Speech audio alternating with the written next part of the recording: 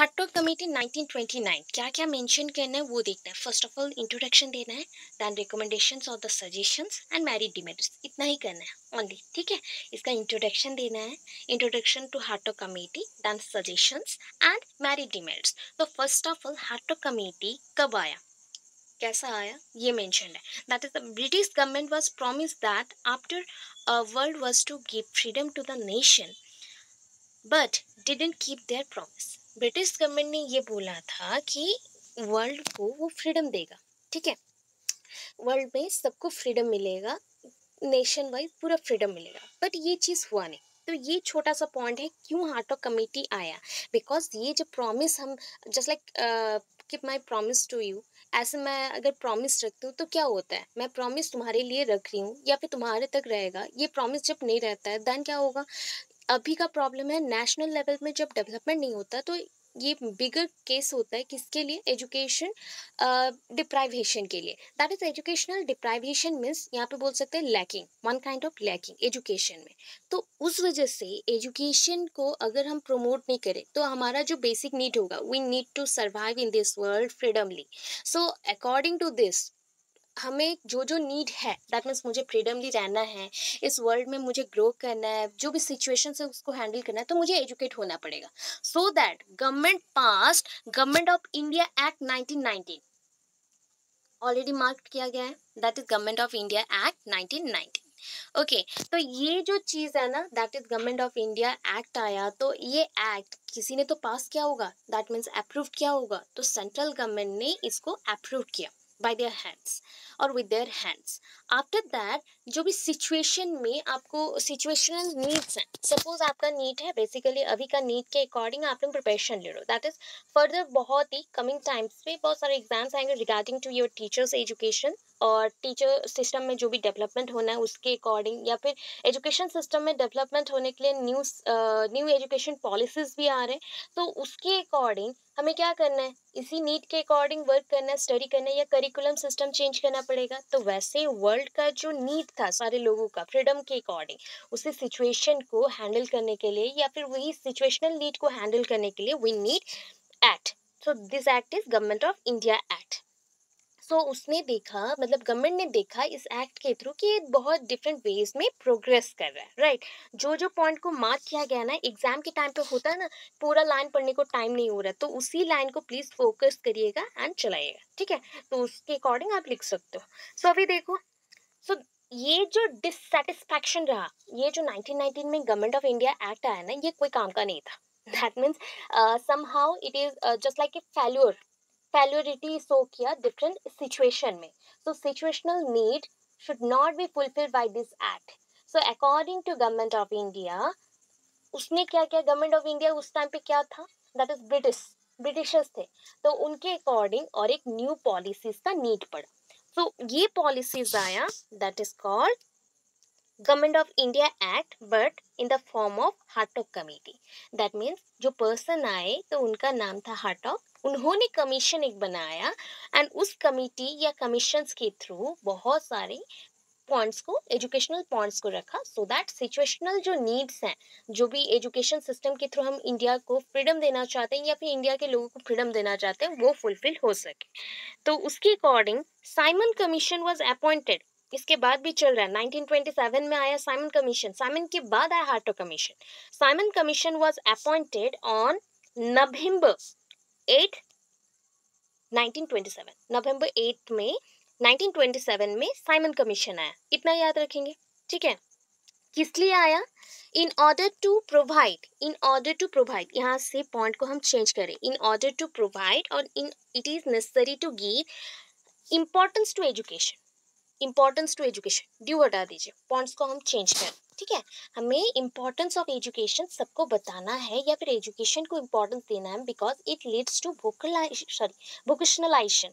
Vocationalisation means क्या होता है, अच्छा, वोकेशनलाइजेशन मीन्स होता है learning of new skills, learning of new skills और learning of new crafts. whenever you think that you are not succeeded by education system, so you need another job or business. just like आप कोई industry में काम करना चाहते हो, ITI कर चुके हो तो आईटी सेक्टर में जॉब करना चाहते हैं, या कोई भी सेक्टर पे आप जॉब करना चाहते हैं, but instead of education system, education में ओनली आप टीचर्स बन सकते हो या फिर कोई भी हाईएस्ट जॉब में जा सकते हैं, स्कूल रिलेटेड या college related, but other jobs में नहीं जा सकते। तो अदर कोई कोई क्राफ्ट रिलेटेड स्किल्स हैं, जस्ट लाइक गार्डनिंग हो गया, या फिर स्वीपिंग हो गया, या फिर सीविंग हो गया, तो ये सारी चीज़ भी सिखाना चाहिए। तो वोकेशनलाइजेशन, सो एजुकेशन का मेन मोटो तब से स्टार्ट हो गया कि मुझे वोकेशनलाइजेशन करना है with education system importance. So education system को भी इम्पोर्टेंस दे रहे हैं, प्लस वोकेशनलाइजेशन करें, एंड इसके थ्रू नेशन को फ्रीडम मिलेगा। ठीक है। सो इसके बाद आपका जो साइमन कमीशन है, साइमन कमीशन का जो व्यू था, उसके लिए तो कोई चेयरमैन चाहिए ना। सो साइमन कमीशन जो आया था उसको थोड़ा सा मॉडिफाई किया गया नेक्स्टली 1929 पे, किसके चेयरमैनशिप में, under the chairmanship of Hartog. तो यहाँ पे मेंशन है sir Philip Hartog, sir Philip Hartog. So sir Philip Hartog जब फर्स्ट टाइम आए तो उन्होंने क्या किया, इंडिया के एजुकेशन सिस्टम को पहले तो इंक्वायरी किया, to inquire the education system of India. ठीक है। क्यों आए वो इंडिया में, he had come to India to inquire the education system of India और education condition of India. So ये सब जानने के लिए वो आ गया। ठीक है, यहाँ तक आप मेंशन करेंगे, इंडिया आ गया। अभी इसके बाद नेक्स्ट पॉइंट पे चलते हैं, नेक्स्ट पेज में। मेन ऑब्जेक्टिव्स क्या है, मेन ऑब्जेक्टिव्स क्या है हार्टॉग कमेटी का। आपको याद रहा ना कौन से पॉइंट पे क्या लिखना है। बेसिकली ना सारे कमीशंस क्यों आते हैं बताइए, वन बाय वन कमीशंस क्यों आए, बिकॉज एक कमीशन में कुछ लैकिंग होता है तो उसको सॉल्व करने के लिए दूसरा कमीशन आता है, उसमें अगेन कुछ लैकिंग रह गया तो तीसरा कमीशन आएगा। So one after another lot of committees and commissions are evolve during this modern period. अभी का जो मॉडर्न पीरियड, अभी का नहीं बोल रही हूँ मैं, मॉडर्न पीरियड में जाके बोल रही हूँ कि इस पीरियड में ऐसा हुआ कि बहुत सारे कमीशंस एंड कमिटीज आए because of lacking in education system, and these are not resolved by the or resolved by the any committees। तो जो committees से जो कुछ resolve नहीं हो पाया या फिर उसके जो objectives थे, जो भी promises थे, वो उसने रखा नहीं, so that another committees आ जाते हैं। ये main point था। इंट्रोडक्शन सारे कमिटीज लिखने से पहले ये मेंशन कर सकते हैं। आफ्टर दैट हार्टॉग आए, सर फिलिप हार्टॉग, एंड उन्होंने 1927 में साइमन कमेटी आया। साइमन कमेटी इम्प्रूव करना चाहता था एजुकेशन सिस्टम को। सो उसमें कुछ कुछ लैकिंग हो गया तो हार्टॉग आए to inquire the education system of India. After that उनका मेन ऑब्जेक्टिव्स आया हार्टॉग कमिटीज उनके रिपोर्ट्स के थ्रू। सो ये इंक्वायरी को हमने थोड़ा सा इंपॉर्टेंस देते हुए लिखा, to inquire into the condition of education. To inquire यहाँ पे इंटू नहीं करी, प्लीज कट कर दीजिएगा, बिकॉज ये थोड़ा सा ऑड लग रहा है, तो इसको पूरा ही क्रॉस कर दो या फिर हटा दो। To inquire the condition of education system in India, education in India mention है तो यहाँ पे सिस्टम मेंशन किया। आपके बुक में कुछ कुछ गलत है पॉइंट्स, तो उसको करेक्शन करिएगा प्लीज। ओके, इतना समझ आया, ये सुन लो, फटाफट बोलो, समझ आया। ओके, नंबर 2 चलते हैं। ये तो हो गया इंक्वायरी। ओके ओके, सो ये तो हो गया इंक्वायरी के बेस्ड पे। Number 2 is to solve the unrest among the people of India during the time of after world war. So after world war बहुत सारे क्या हुआ, सपोज अभी वर्ल्ड वॉर हो गया, ठीक है, वर्ल्ड वॉर छोड़ो ना, नॉर्मली अभी जो हमारा कंडीशन हुआ था due to the pandemic situation, यहाँ पे क्या हो गया ना, बहुत सारे ऐसे थिंग्स हो गए, मोस्ट ऑफ द पर्सन्स का वर्क चला गया, मोस्ट ऑफ द पर्सन्स क्या हो गए, उनको लेबरर भी नहीं मिले, एज ए लेबरर जो वर्क मिलता है वो भी नहीं मिले, खाने को नहीं मिले, they remain as empty stomach. उन्होंने अपना टाइम बिताया पूरा एम्प्टी स्टमक में, वैसे ही लाइफ बिताया, ऐसा किया, बहुत कुछ सिचुएशन खराब हो गया। तो वैसे थिंक करिए आफ्टर वर्ल्ड वॉर, एक वर्ल्ड वॉर होने के बाद कितना सिचुएशन खराब हो जाता है। सो आफ्टर वर्ल्ड वॉर जो अनरेस्ट अमॉन्ग द पीपल था, दैट मीन्स जो भी लोग थे ना वो बहुत ही ज़्यादा डरे हुए थे। First thing, they are very nervous in their activities, कौन सा चीज़ करना चाहिए कौन सा चीज़ नहीं करना चाहिए, they are tired too, because education system के थ्रू अगर ये सब चेंज नहीं हुआ देन कौन सा चीज़ के थ्रू चेंज होगा। वर्ल्ड वॉर होने से बहुत सारे प्रॉब्लम्स आते हैं, तो उसके अकॉर्डिंग इकोनॉमिक कंडीशन खराब हुआ, एजुकेशनल सिस्टम्स खराब हो गए, प्लस बच्चों को खाना नहीं मिला, बच्चों के साथ सारे लोगों को खाना नहीं मिला, तो ये सारे जो प्रॉब्लम्स थे ना इसको सॉल्व करना इम्पॉर्टेंट था। सो जो भी अनरेस्ट एमंग पीपल था, मतलब जो भी उनका प्रॉब्लम्स रह गया था उसको सॉल्व करना सबसे इम्पॉर्टेंट थिंग था या फिर मिशन था ये कमिटीज का। Then third point, to survey the growth of education in British India. British India means during the British period, मतलब under the British government. British government, जब इंडिया का गवर्नमेंट ब्रिटिश के अंडर था तो उस टाइम पे education system का कैसा ग्रोथ हुआ वो भी बहुत था। अभी के टाइम पे ना कंपैरिजन में चलता है, ऑलवेज थिंक करिएगा जब भी हम एजुकेशन सिस्टम के बारे में पढ़ते हैं, so we think that time and this time, ये कंपैरिजन चलता है दैट दिस के अंदर, क्या अभी का एजुकेशन सिस्टम उस टाइम के एजुकेशन सिस्टम से कितना अच्छा है या बुरा है, तो उसको कंपैरिजन करके चल रहा था। तो इसलिए ग्रोथ देखना इंपॉर्टेंट हो जाता है, to survey the growth of education in British India. अच्छा, यहाँ पे सिस्टम लिख दे तो बेटर होता है, ग्रोथ ऑफ एजुकेशन सिस्टम या एजुकेशनल कमिटीज बोल सकते हैं, या फिर ग्रोथ ऑफ एजुकेशनल ऑर्गेनाइजेशंस बोल सकते हैं, इंस्टीट्यूशंस बोल सकते हैं, ऐसे मेंशन करें तो थोड़ा प्रॉपर हो जाएगा। And lastly, to devote for more attention to mass education and secondary university education। तो इतना important नहीं है, ऐसे करेंगे, लिखेंगे क्या, to give more importance to mass education, secondary and university education। ठीक है, यहाँ पे दैन मेंशन हो गया, means as compare to secondary and university education हमें मास एजुकेशन को प्रमोट करना है, but at that time also हमें साइमल्टेनियस वे में तीनों को ही प्रमोट करना है। बट मास एजुकेशन क्या है, mass education is the elementary education और the primary education where we can give education to all children, among all the children of India बोल सकते हैं, या फिर among all the peoples of India, ऐसे बोल सकते हैं। ऐसा मेंशन नहीं है कि ओनली चिल्ड्रन को ही दिया जाएगा, बिकॉज उस टाइम पे कोई भी आरटी ई एक्ट नहीं था, राइट टू एजुकेशन एक्ट नहीं था, तो दैट टाइम हम क्या बोल सकते हैं कि बच्चों का कोई भी एज लिमिट नहीं था, जो भी बड़े बच्चे थे वो भी पढ़ने जा सकते हैं। तो यहाँ पे हम ओनली चिल्ड्रन नहीं बोलेंगे, मास एजुकेशन फॉर ऑल लिख सकते हैं, मास एजुकेशन फॉर ऑल। अगर मास एजुकेशन होगा तो सेकेंडरी एजुकेशन हो ना हो वोकेशनल हो जाएंगे बच्चे। ठीक है, वोकेशनल कैसे हो जाएंगे, उनको अर्निंग के लिए कुछ तो सीख मिलेगा ना एजुकेशन के थ्रू, तो वो पॉइंट था। नेक्स्ट पॉइंट देखिए, views on primary education, because हम मास एजुकेशन को प्रमोट कर रहे हैं, सो दैट हार्टोग कमिटी क्या रियलाइज किया, that the progress of primary education has not been satisfactory. तो उन्होंने जो इंक्वायरी किया था, according to his inquiry report, उन्होंने मेंशन किया गया, मेंशन क्या किया, दैट इज द प्रोग्रेस, जो आपका प्राइमरी एजुकेशन उस पीरियड में था उसका जो प्रोग्रेस था ना, हैज नॉट बीन सेटिस्फैक्टरी, उस टाइम में अच्छा नहीं था, बहुत ही सेटिस्फैक्टरी जो रिजल्ट था वो नहीं दे पाया। So difficulties in the path of progress under followed, that means उसके अंदर क्या क्या प्रॉब्लम आया ये गिवन बिलो है। That is the first point, rural background. So most of the persons belonging to rural areas, हम भी रूरल एरियाज से ही बिलोंग करते हैं, बट आके अभी अर्बन एरियाज में हैं फॉर आवर डेवलपमेंट सेक और इकोनॉमिकल सेक। तो उसके पॉइंट के अकॉर्डिंग ये बताया गया कि उस टाइम पे रूरल एरियाज में ही लोग ज़्यादातर रहते थे, विलेजेस में रहते थे, so they are not very eligible to know about this concept, what is the education or whatever the educational role in employment or vocationalization, ये सब के बारे में उनको नहीं पता था कि vocationalization कैसा हो जाएगा, क्यों हो जाएगा, या फिर एजुकेशन के थ्रू क्या क्या मिलेगा, उनको नहीं पता था।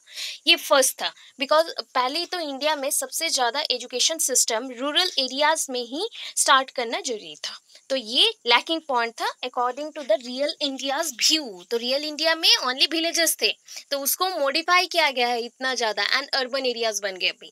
Number 2, poverty and illiteracy. Due to the poverty and illiteracy of parents, it is clear that unable to provide the favorable and suitable environment, because poverty and illiteracy के अकॉर्डिंग तो जानते हैं बच्चे इलिटरेट हैं, बट उनको literate हम कर सकते हैं, बिकॉज वो छोटे बच्चे हैं, पढ़ाई कर सकते हैं। बट जो पेरेंट्स ऑलरेडी इलिटरेट है, सो उनको समझाना बहुत डिफिकल्ट हो जाता है।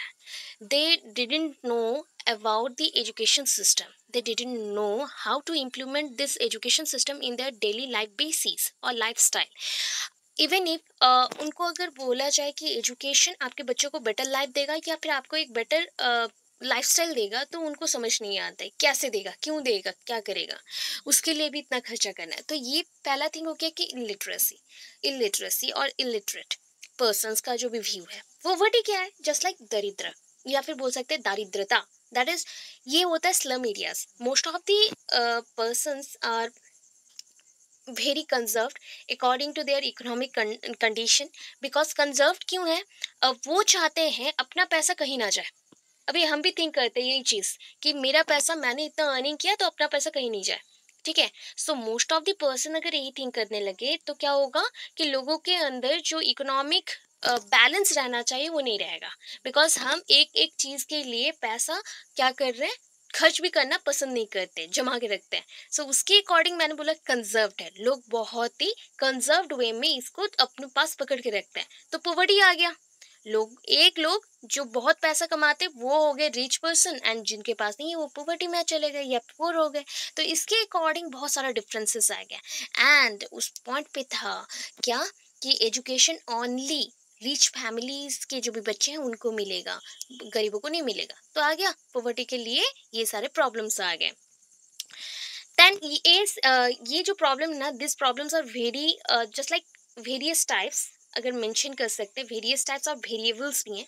बिकॉज पॉवर्टी एंड इलिटरेसी जब रहता है एट ए टाइम, दोनों कंबाइन हो जाते हैं, तो ये एक हम बोल सकते हैं ना टॉक्सिकेशन पीरियड क्रिएट करता है। टॉक्सिकेशन पीरियड मतलब हम बोल सकते हैं ये पॉइजनस टाइप, पॉइजनस वाला एनवायरनमेंट या फिर पीरियड, जहाँ पे बच्चे ओनली अपने खाने पीने के लिए ही सोचेंगे, उसके लिए ही इनकम करेंगे, ना कि अपने एजुकेशन के लिए। सो एनवायरनमेंट क्या हो गया, अनसुइटेबल हो गया। This is not suitable for the education of the child. Okay right. So ये पॉइंट यहाँ पे आ गया। अनफेवरेबल सर्कमस्टांसेस सेम पॉइंट है, बट यहाँ पे क्या हो गया, अलग अलग चीजों पे आएंगे। पॉवर्टी लिटरेसी तो है, but according to the rural areas there is no particular path to move school, और particular transportation system for school, और स्कूल में प्रॉपर कोई जगह नहीं है टॉयलेट के लिए, या फिर ये जो आते हैं ना प्रॉब्लम्स, ये बहुत ही मेजर इश्यूज है। if there is no transportation from your area to school, then how children will go from that area to this area? हो गया ना मेन प्रॉब्लम। अभी एक एक जगह पे उस टाइम पे स्कूल्स बनते थे, तो अराउंड अगर 5 किलोमीटर्स के अंदर एक स्कूल नहीं बना तो बच्चे नहीं जाएंगे। इवन इफ हम जब स्कूल जाते थे विद इन 3 किलोमीटर्स 4 किलोमीटर्स के अंदर अगर स्कूल नहीं होता था तो पेरेंट्स छोड़ने के लिए राजी नहीं होते थे। तो ये भी एक मेजर प्रॉब्लम है, that is the end no transportation and not willing to send their children. अगर ये थिंक होता है, बहुत ही गरीब लोगों का होता है, अगर बच्चे चल के जाएंगे एंड रास्ते पे मेरे बेटियों को बच्चियों को कोई हैरेस किया या फिर कुछ किया, तो उसके डर से भी बहुत लोग नहीं जाते हैं। एंड मैक्सिमम जो चिल्ड्रन है, दैट इज नॉट चाइल्ड्स नहीं होगा, children, maximum children are not willing to go to school because of their health issues, poor nutritions, और एनी अनहेल्दी एनवायरमेंट। वो कोई भी अनहेल्दी एनवायरनमेंट हो गया तो वो नहीं जाने को मन करता है। तो ये सारे पॉइंट्स हैं। इल हेल्थ अभी जो मेंशन की वही है, बिकॉज ये विलेजेस हैं, जो तब का इंडिया था ये बहुत ही विलेजेस से भरा हुआ था। So did not have hygienic condition उस टाइम पे। इवन इफ मैं जब पैदा हुई थी, गांव जाती थी, उस पीरियड में भी बाथरूम नहीं रहता था। इवन इफ जो गर्ल्स होते थे वो पॉन्ड में जाते थे नहाने के लिए। मेल्स ओके है, बट फीमेल्स जाना, नहाना, बात लेना ओपन एरिया में ये थोड़ा डिफिकल्ट होता था। तो उनको एजुकेशन नहीं लेना है, तो उनको ये भी पता नहीं चलेगा कि किस चीज़ को कवर करना है या फिर किस चीज़ को नहीं। तो ये बहुत सारा कंट्रोवर्सीज है जो कि इल हेल्थ, पॉवर्टी, ये सारे पॉइंट्स के ऊपर था। देन उसके बाद तो और एक चीज़ आ गया, that is called the caste, religion and communal feelings. अपने कम्युनिटी के लिए पॉजिटिव फीलिंग, दूसरे कम्युनिटी के लिए नेगेटिव फीलिंग। तो ये सबसे क्या हो गया ना, स्प्रेड, जो एजुकेशनल स्प्रेडिंग हो रहा था या स्प्रेड ऑफ एजुकेशन हो रहा था, ये बैरियर्स क्रिएट कर दिए उसके लिए। एंड सपोज इसको बांध के रख दिए, एजुकेशन को और स्प्रेड होने नहीं दिए, तो कैसा होगा, एजुकेशन स्प्रेड नहीं हुआ and ultimately mass education possible नहीं हुआ। okay, wastage and stagnation, that is due to this problem। क्या क्या प्रॉब्लम है, स्कूल्स में बच्चे पढ़ नहीं पा रहे due to the unhygienic areas और द टॉयलेट रूम्स नहीं है, separate toilet room, there is no separate toilet rooms और टॉयलेट ब्लॉक्स, और वाटर सप्लाई नहीं है प्रॉपरली, इंफ्रास्ट्रक्चर नहीं है, तो ये सारी चीज जो रहते थे ना, उसके वजह से भी बच्चे कोर्स करने नहीं जाते थे या फिर पढ़ाई करने नहीं जाते थे। स्टेग्नेशन मीन्स होता है वन काइंड ऑफ, बोल सकते हैं कि ये होता है कि क्लास से निकल जाना या फिर सेपरेट होकर रहना। सो ये था stagnation mean retention in lower class of a child for a period more than what was needed for that class. अभी स्टेग्नेशन मैंने बोल सकती हूँ कि वंचित रखना, ये हिंदी वर्ड में आ गया, वंचित रखना। दैट मीन्स कैसे होता है, सपोज मेरा एज है, अकॉर्डिंग टू माई एज मुझे कौन से क्लास में होना चाहिए। सपोज मैं एक छोटी बच्ची हूँ, अराउंड 5 ईयर्स की हूँ या 6 ईयर्स की हूँ, तो ऑब्वियस मेरा क्लास होना चाहिए 2 या 3 पे। Okay, according to another view अगर देखें, थोड़ा सा अभी एज को बढ़ाते हैं। ओके, सो मेरा एज अभी 10 to 12 है, बट मैं क्लास 3 पे हूँ, तो क्या डिफरेंसेस हैं? जो क्लास में जिस कंसेप्ट को पढ़ना था वो क्लास में हमने वो नहीं पढ़ा, हमने छोटे बच्चों का कंसेप्ट को पढ़ा, तो हमारा ग्रोथ पॉसिबल नहीं होगा। ये हो गया due to illiteracy, poverty, lack of trained teachers, because trained teachers नहीं थे उस टाइम पे, बीएड क्लासेस नहीं होते थे या फिर बीएड स्कूल्स भी नहीं थे। अभी बीएड कॉलेजेस बोला जाता है, बट उस टाइम पे बीएड स्कूल्स बोलते थे। डिफेक्ट्स ऑफ एजुकेशन, एजुकेशन में भी डिफेक्टिव मटेरियल्स हैं, बहुत सारे डिफेक्टिव एक्ट्स हैं, अनसेटिस्फैक्टरी रिजल्ट्स आए, डिस्ट्रीब्यूशंस नहीं है प्रॉपरली, स्कूल्स एक एरिया में होना चाहिए वो भी नहीं देखा गया कि with in this area 1 or 2 schools होना चाहिए, 1 फॉर प्राइमरी 1 फॉर सेकेंडरी, ये सब मेंशन नहीं किया गया। तो ये सारे पॉइंट्स है रूरल इंडिया का, जिसके वजह से एजुकेशन सिस्टम अपलिफ्ट नहीं हो पाया। तो इनका रिकमेंडेशंस क्या था, सजेशंस क्या था ये सारे पॉइंट्स को चेंज करने के लिए? First of all, planning to make primary education compulsory, that means mass education should be provided by the government of India to all। Government of India क्या करेगा, अभी सारे बच्चों को एजुकेशन देगा।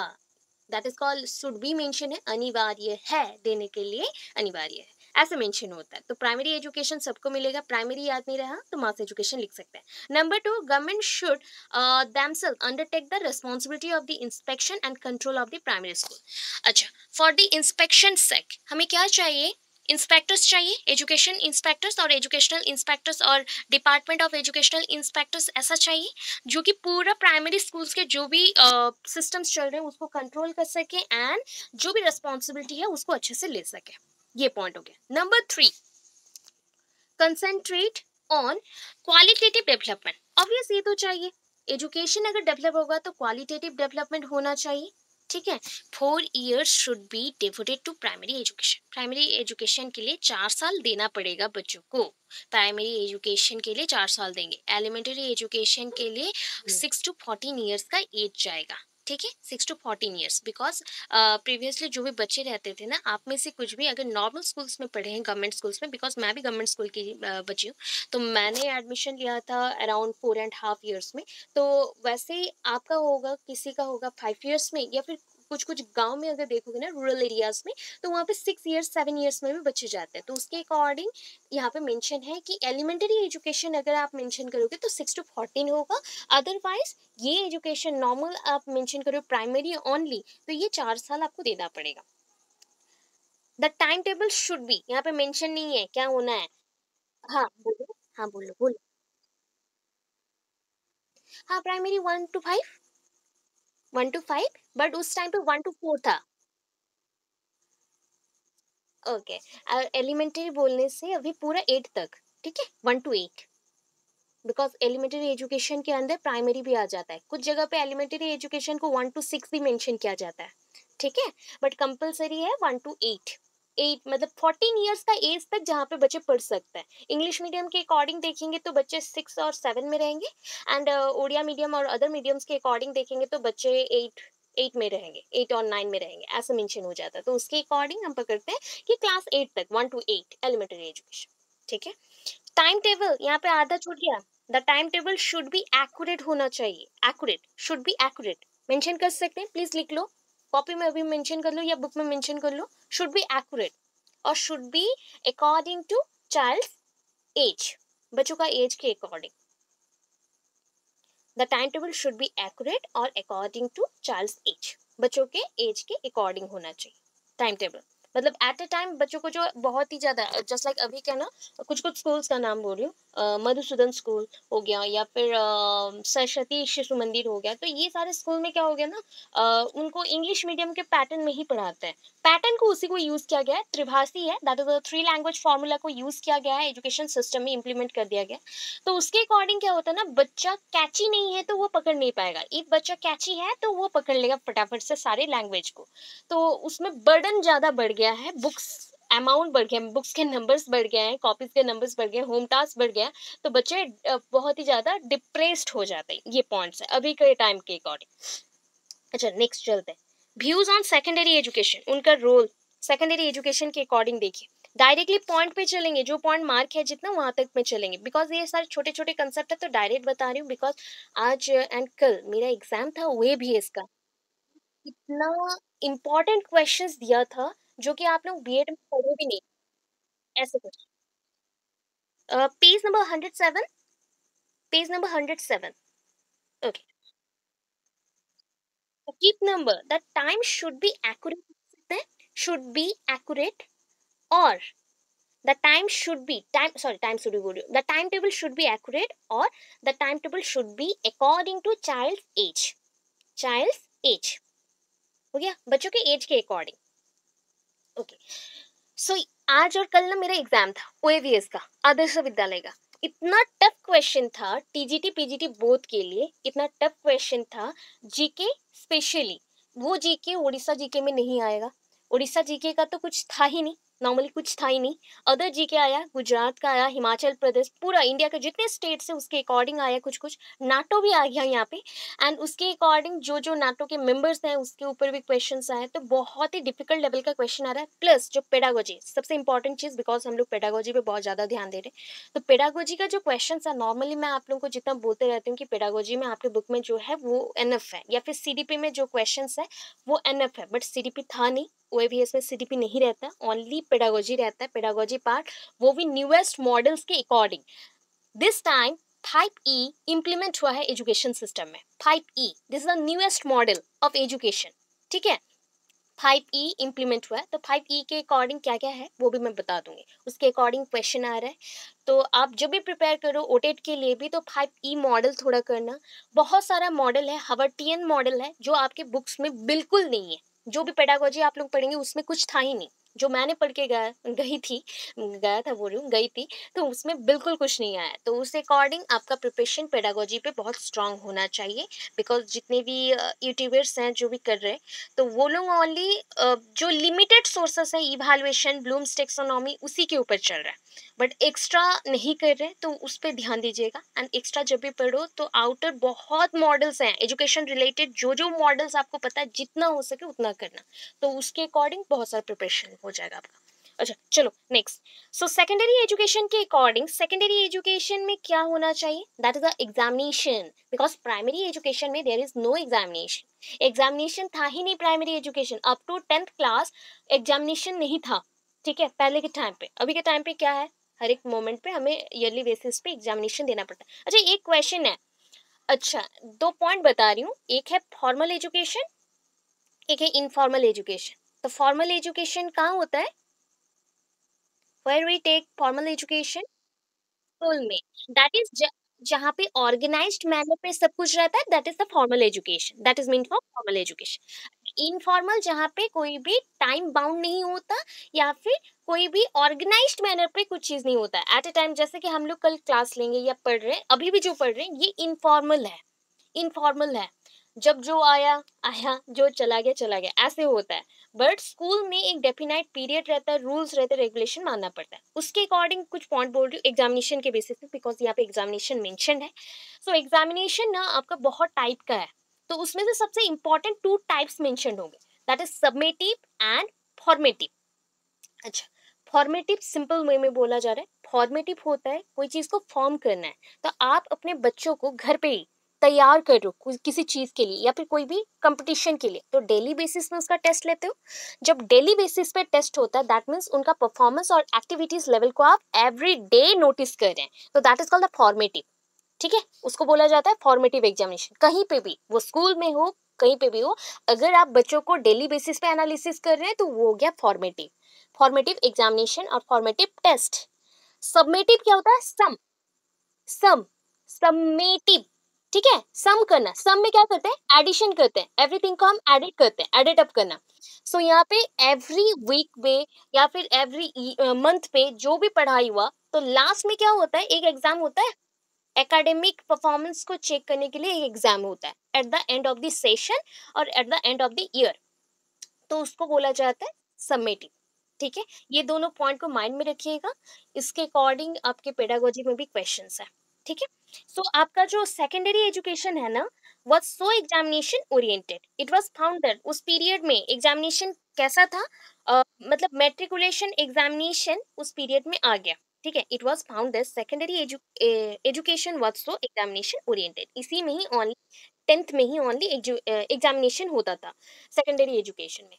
सो अभी पॉइंट है कि उस टाइम में 10th में एग्जामिनेशन होता था या नहीं, प्रूव करने का क्या है कि पहले के टाइम पे 10th नहीं था, 10th बोर्ड नहीं था। अच्छा, जो भी अनम्यूट किए हो प्लीज म्यूट कर लो। ठीक है, वॉइस क्रैक हो रहा है, मतलब साउंड आ रहे हैं आपके उधर से।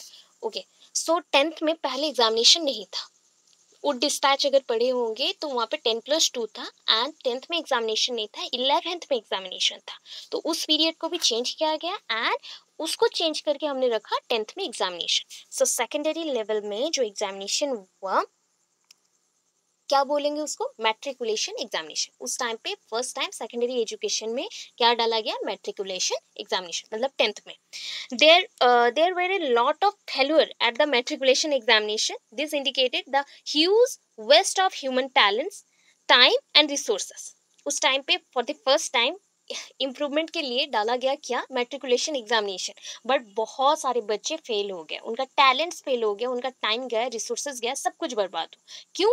Because for the first time बच्चे एग्जाम अटेंड कर रहे हैं, तो उसमें बच्चों को पता नहीं है क्या लिखना है, कैसा करना है, कुछ भी पता नहीं है, तो वो फेल हो गया। ठीक है, इतना फेल्योरिटी मिल गया। अभी देखो इसके रिकॉर्डिंग, सॉरी रिकॉर्डिंग बोल रही हूँ, इसके अकॉर्डिंग क्या क्या रिकमेंडेशंस है? तो रिकमेंडेशंस में डायरेक्ट है remodelling of the middle examination, middle examination डालना है, मैट्रिकुलेशन में नहीं डायरेक्ट एग्जाम करना है। 6th और 7th में एक एग्जामिनेशन होगा मिडिल पॉइंट पे। Okay, then second point, committee suggested that industrial and commercial courses should be introduce in the high school. मैंने बोला वोकेशनल एजुकेशन, सो यहाँ पे आपने पूरा पॉइंट याद नहीं रहा, तो committee suggested for vocational education, इतना भी लिख सकते हैं। Committees suggested for vocational education, vocational education में इंडस्ट्रियल वर्क्स, स्किल्स, क्राफ्ट्स सब कुछ सिखाया जाएगा। ठीक है, then examination should be held at the complete of the middle stage, middle stage जैसे कंप्लीट होगा उसके बाद एग्जामिनेशन होगा, 2 बार रिपीट हो गया। थर्ड पॉइंट चला गया। Fourth point, improvement in the quality of training colleges, modern method should adapted in the training college and freshers course organised.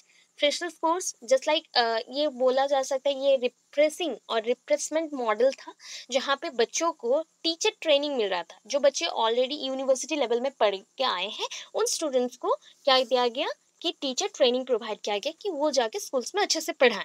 So training colleges बना, क्वालिटेटिव ट्रेनिंग कॉलेजेस बनाना है, qualitative मतलब quality में improvement लाना है and modern method को adapt करना, modern method को adapt करना। तो ये सारे पॉइंट्स थे। Better working condition for the teacher, तो बेटर वर्किंग कंडीशन कब आता है पता है? टीचर्स बहुत अच्छे एनवायरनमेंट में ग्रो कर रहे हैं, दैट मीन्स उनका टीचिंग सेंस भी ग्रो कर रहा है, वो अच्छा पढ़ा रहे हैं, प्लस उनका सैलरीज बहुत अच्छा है। So that is called the handsome salary पे, हैंडसम सैलरी पे। So the salaries and the service condition of the teacher should be improve, उस टाइम का इम्प्रूव करना चाहता है। सो हायर एजुकेशन के अकॉर्डिंग क्या क्या है देखिए। हायर एजुकेशन उस पीरियड में जहाँ पे मैट्रिकुलेशन एग्जाम नहीं था, तो उसके अकॉर्डिंग सोच लीजिए, तो ये लो स्टैंडर्ड का था। Purpose of higher education only क्या था? जस्ट अर्निंग के लिए था, कि अर्निंग अपॉर्चुनिटीज मिलेगा या ब्रिटिश गवर्नमेंट के अंडर पे जॉब कर सकेंगे, तो उसके अकॉर्डिंग पे अर्निंग के लिए था। सो नेक्स्ट था unhealthy competition between universities and no standards, low standard, no standard that means a low standard English, English schools होगा। यहाँ पे थोड़ा सा ऐड करिए, आधा अधूरा वर्ड से छूट गया है।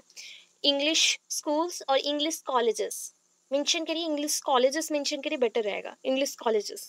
सो अनहेल्दी कंपटीशन मीन्स यहाँ पे कोई भी कंपटीशन नहीं चल रहा था अच्छा वाला, तो दैट इज अनहेल्दी मेंशन किया गया। यूनिवर्सिटीज अपने लेवल पे काम कर रहे थे एंड जो इंग्लिश कॉलेजेस चल रहे थे, बिकॉज उस टाइम पे एक प्रोविजन था कि इन हायर मीडियम और इन हायर स्कूल्स और यूनिवर्सिटीज लेवल पे only the medium of instruction is English. उस टाइम पे इंग्लिश था, medium of instruction should be English और only the medium of instruction is English. उस टाइम पे मदर टंग नहीं था, mother tongue only primary session के लिए था एंड इंग्लिश उसमें इंक्लूडेड था, बट ओनली हायर एजुकेशन के लिए इंग्लिश था। सो ये अनहेल्दी कंपटीशन रहा। एंड इनएडिक्वेट लाइब्रेरीज, लाइब्रेरीज था नहीं तो बुक्स नहीं मिले, बच्चे पढ़ नहीं पाते थे, तो उसके अकॉर्डिंग क्या क्या बनाना चाहिए? फर्स्ट ऑफ ऑल एस्टैब्लिश करेंगे affiliated universities along with unitary residential and teaching universities। Teaching universities जहाँ पे बच्चों को अभी टीचर्स ट्रेनिंग के लिए स्कूल में नहीं जाना है या फिर कोई कॉलेज में नहीं जाना है, यूनिवर्सिटीज में जाना है, वहाँ से वो ट्रेनिंग लेंगे जैसे कि आप लोग ले रहे हैं। उसके साथ आपको एफिलिएटेड, आपको कुछ कुछ रिपोर्ट मिलता है एनसीटी अप्रूव वाला है या एफिलिएटेड है, नाक टीम एफिलिएटेड है ऐसा, या फिर इस यूनिवर्सिटी के साथ इक्विवेलेंट है, दिस इज कॉल्ड इक्विवेलेंसी और एफिलिएशन पॉइंट। ओके। यूनिटरी क्या होता है? यूनिटरी मीन्स एक साथ एट ए टाइम जो भी सिलेबस रहेगा सारे जगह पे सेम रहेगा, करिकुलम सेम रहेगा। सो ये पॉइंट रेसिडेंशियल मीन्स खुद के एरियाज में होगा। Each university should provide and maintain libraries, libraries होना चाहिए। स्टैंडर्ड ऑफ एजुकेशन को हम सेकेंडरी एजुकेशन को यहाँ पे प्रमोट करेंगे, मतलब राइज अप करेंगे। एजुकेशन जो भी लॉ स्टैंडर्ड के थे लोग, दैट इज हरिजन और वुमेन माइनॉरिटीज, इनको एजुकेशन मिलना चाहिए। मेरिट क्या है इसका? उस टाइम पे ना 1921 पे एस्टैब्लिश किया गया कैप को। कैप क्या है? Central advisory board of education. That is जो भी कमिटीज बनेगा या कमीशन आएगा, रिपोर्ट्स बनेगा 1921 के बाद से वो अप्रूव्ड करेंगे। NAAC दैट इज अ नाक जो अप्रूव बोलते हैं, नाक ओनली देखता है कि ग्रांट करता है कितना फंड्स चाहिए यूनिवर्सिटीज को या कॉलेजेस को, कॉलेजेस उस लायक है कि नहीं, बच्चे हैं कि नहीं, वो सब देखता है। बट जो भी रिपोर्ट्स आएगा ये बेनिफिशियल है कि नहीं पूरे इंडिया के लिए, ऐसे एजुकेशन सिस्टम में क्या क्या चेंजेस हैं, कैसा एजुकेशन करिकुलम रखना चाहिए, सब कुछ मेंशन करता है या फिर कैब मेंशन करता है। एंड कैब के अकॉर्डिंग जो भी रिपोर्ट्स बनती है वो पूरा अप्रूव किया जाता है पूरे इंडिया में। ऐसे चल रहा था। 1937 में Gandhi ji was discussed basic education. 1937 में गांधी जी ने क्या किया? बेसिक एजुकेशन दिया है। तो ये पॉइंट्स थोड़ा सा 29 का था, बिकॉज 1929 पे ये कमिटी आया, हार्टॉग कमिटी। ओके, हार्टॉग कमिटी आया, बट उसी टाइम पीरियड में 29 के बाद 1937 मतलब नियर अबाउट आसपास ही है, तो उस पीरियड में वर्धा कमीशन आया एंड नाई तालीम का कंसेप्ट आया जो कि गांधी जी ने बनाया था। So Gandhi ji basic education is also known as Wardha scheme of education and simultaneously he was also propounded नाई तालीम कंसेप्ट। नाई तालीम दैट इज द न्यू शिक्षा, या बोल सकते हैं नई शिक्षा। नाई मीन्स नई एंड तालीम मीन्स शिक्षा, तो न्यू एजुकेशन सिस्टम और नई शिक्षा। तो वो कंसेप्ट को भी यहाँ पे थोड़ा सा मेरिट हिसाब से हमने रख लिया क्योंकि हार्टॉग कमेटी के आसपास के पीरियड में था, तो ये मेंशन हुआ। सो इतना क्लियर है? ये सो नो?